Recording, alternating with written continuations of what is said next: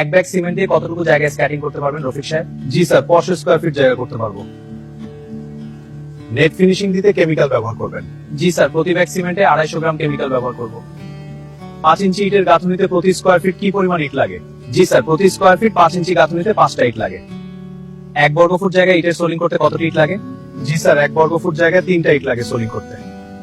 Toilet, রান্নাঘর ও বারান্দার দরজার সাইজ কত হবে বলতে পারেন? জি স্যার, 2 ফিট 6 ইঞ্চি চওড়া, 7 ফিট হাইট হবে দরজাগুলো। মেইন দরজার সাইজ কত হবে বলতে পারেন?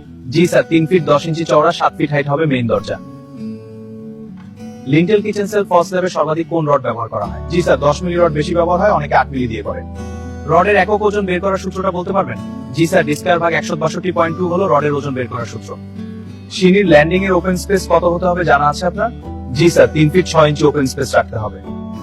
এক ব্যাগ সিমেন্টে কত সিএফটি সিমেন্ট থাকে আর ওজন কত? শেয়ার এক ব্যাগ সিমেন্টের ওজন 50 কেজি, 1.25 সিএফটি।